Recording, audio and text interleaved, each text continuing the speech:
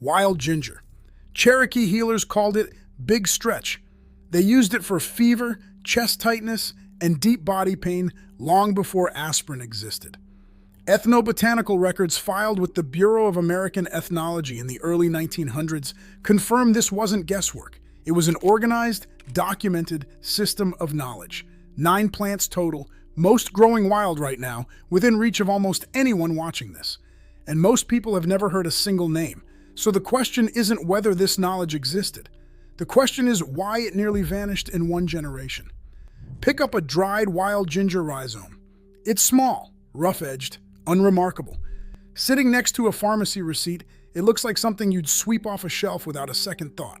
But that root was documented as a fever aid, a respiratory support, and a pain response tool by Cherokee healers long before the first drugstore opened in the American South. That's not legend. That's not oral tradition passed along without proof. That's documented record, filed, cataloged, and then slowly, quietly forgotten. Here's where it starts. In 1891, an ethnographer named James Mooney went into Cherokee territory and began recording. What he found was not scattered folk belief. It was a coherent, organized system of plant knowledge. His field notes, along with ethnobotanical follow-ups, completed over the following decades, ended up filed with the Bureau of American Ethnology, the same federal institution that cataloged Native American cultural knowledge across the continent. Those documents are public domain now. You can look at them. Plant names written in the Cherokee syllabary, side by side with English descriptions of use and preparation category. This was not casual. This was classification.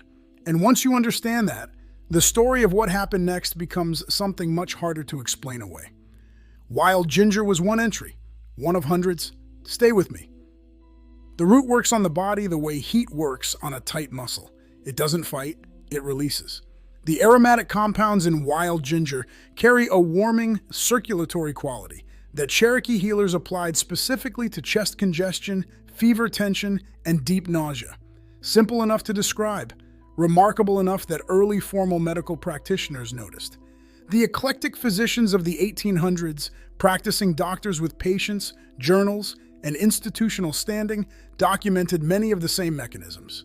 Not fringe herbalists, not folk guessers, credentialed practitioners who looked at indigenous plant knowledge and saw something worth recording. Now add 2 more plants. Mullein. You've probably walked past it 100 times. The giant, fuzzy-leafed plant growing in disturbed soil along roadsides and field edges across nearly all of North America. Cherokee tradition used leaf preparations to support respiratory health. The plant is so widely distributed that it grows within 20 miles of most people watching this right now. No specialty store required, no shipping cost, just a plant that has been doing the same thing for centuries, growing in the open, waiting. Wild mint grows near creek beds, garden edges, and backyard borders, cooling where wild ginger warms. Cherokee healers used it for digestive discomfort and as support during surface fevers. The mechanism is simple enough to feel obvious in retrospect, which is exactly why it appeared across cultures worldwide. Not because the knowledge traveled, but because people everywhere found the same plant doing the same job. 3 plants, 3 accessible, practical, documented remedies. And this is only the beginning of what was filed away. But here's where it starts to get strange. This knowledge didn't stay locked inside Cherokee territory. It moved. When settlers pushed into Appalachian land, they encountered Cherokee plant knowledge directly. They adapted it and carried it into frontier medicine. By the time Jethro Kloss published Back to Eden in 1939, one of the most influential American herbal guides of the 20th century, the book was full of plant preparations that traced directly back to indigenous knowledge. Without attribution, the roots of the system were still there. The names that built it had been quietly removed. That knowledge became wartime home remedy culture. It became rural household practice. It became the handwritten remedy note passed from grandmother to grandchild without anyone left knowing where the original understanding came from. And then something shifted. In 1962, the Kefauver-Harris Amendment changed the regulatory landscape of American medicine. It tightened the requirements for proving drug safety and efficacy, and while the law addressed a real problem, the downstream effect was significant. Standardized, Patentable compounds became the only viable commercial products. Dried roots could not be scaled. Leaf preparations could not be patented. The commercial infrastructure for plant-based household remedies began to collapse, not because the remedies stopped working, but because they could no longer compete inside the new regulatory and commercial framework. This was once normal household knowledge. Not fringe, not dangerous, normal. So what happened to buckbrush, the plant Cherokee healers called hummingbird blossom, used for lymphatic and kidney support? There is a university study connected to this plant in the 1970s, promising early results, and then nothing. Filed, shelved, no follow-up.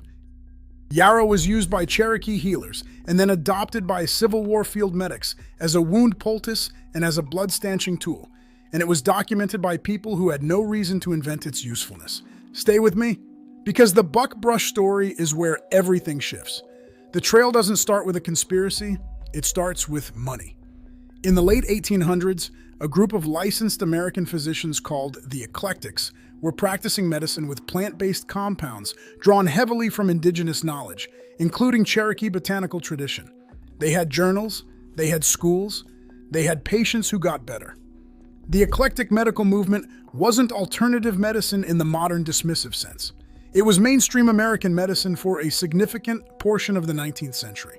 And it documented plant preparations, many of them sourced directly from indigenous healers, with the same seriousness that any practicing physician brings to a treatment record. Then came 1910. The American Medical Association commissioned a report from Abraham Flexner. The Flexner Report restructured medical education across the country. It standardized curriculum, closed dozens of smaller medical schools, and pushed the profession toward a single model of pharmacological, laboratory-based medicine. The eclectic schools closed. The plant-based clinical tradition they carried, much of it built on indigenous knowledge, was reclassified as unscientific and quietly abandoned. Not because it failed, because it couldn't be scaled, standardized, or sold. A dried root cannot be manufactured in a facility. A roadside plant cannot generate quarterly earnings. Standardized pills can. That's not a theory. That's commercial logic, and it reshaped American medicine more completely than most people ever learn. This is the part nobody tells you. Now look at what happened to 3 more plants from the same Cherokee system. Cattail grows at the edge of ponds and wetlands across the continent. The pollen was used as a nutritional supplement. The root material was used for wound dressing. Highly documented. Historically unremarkable in the best sense, it was simply useful, available, and used. Today, cattail pollen appears in specialty wellness stores. $18 a packet. The same plant, the same preparation logic. The origin, removed. Sumac, not poison sumac. The wild sumac that grows in open fields across eastern North America, producing small, dense berry clusters with a tart, tangy quality. Cherokee tradition used it for sore throat and fever support. The berries carry a significant antimicrobial profile and a vitamin C density that rivals citrus. Today it is sold as an exotic superfood, rebranded, repackaged, and priced accordingly. The Cherokee healers who documented its use did not receive a label credit. Wild rose. Rose hip preparations were part of Cherokee wellness practice. Immune support, vitamin supplementation, practical household use for ordinary seasonal illness. Today, rose hip extract appears in premium supplement lines at premium supplement prices. Disconnected entirely from its indigenous roots, sold back to the same population that was cut off from the original knowledge. They didn't destroy it. They repackaged it, removed the origin, and sold it back. And that buckbrush study, here it is. Ceanothus americanus, hummingbird blossom, buckbrush. In the 1970s and into the 1980s, researchers connected to university botanical programs, including work tied to the University of Arkansas region, where Cherokee plant knowledge had the deepest Appalachian overlap, began documenting the flavonoid content of this plant and its potential relationship to lymphatic tissue response. The early results were notable enough to keep studying. Then the funding stopped. No pharmaceutical application pathway existed. You cannot patent a plant that grows freely along the edge of every rural road in the eastern United States. The research sits in ethnobotanical journals, not disproven, not refuted, simply unfunded, simply unprofitable, simply left there, not because it didn't work, because you can't build a revenue model around something anyone can grow. Now, blackberry. The root bark of the blackberry plant was used by Cherokee healers for digestive illness. The astringent compounds in the root carry a tightening, settling quality that works on the gut lining in a way that 19th century American physicians understood well enough to adopt openly. Blackberry root bark preparations appeared in formal American medical guides through the 1800s. Physicians prescribed them, patients used them, and then, with the commercial turn towards standardized pharmaceutical products, the preparation disappeared from common practice. Not banned, not disproven, just no longer profitable to teach. Here is what this means right now. Mullein is growing along the road you drove to work this morning. Wild mint is at the edge of the creek behind the park, or already in your garden. Sumac, the non-toxic variety, is standing in open fields across the eastern half of the country. Cattail lines every slow-moving pond within reasonable distance of most American towns. Yarrow grows in meadows, lawns, and disturbed fields, and it's widely available dried. Wild rose edges the hedgerows and old fence lines. Blackberry grows everywhere, everywhere. Not one of these costs what a pharmacy copay costs. Not one requires a laboratory. Not one disappeared because it stopped being useful. 9 plants, documented by one of the most systematic botanical traditions in North American history. Absorbed into settler medicine, stripped of attribution, commercially displaced, and then quietly sold back in premium packaging at premium prices. The knowledge wasn't destroyed. It was edged out by systems that profit when you don't have it. Cherokee healers weren't guessing.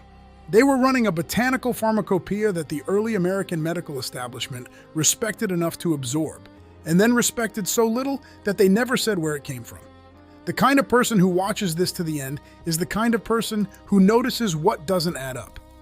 Which of these 9 plants grows near you right now? Tell me in the comments. I want to know where you are and what's growing there, because the next part of this story is even more specific. Next, there is a bark preparation used deep in the Smoky Mountains before 1900 that a Johns Hopkins connected researcher flagged in 1987. One reference, then silence. No follow-up publication, no second study. We're going there next.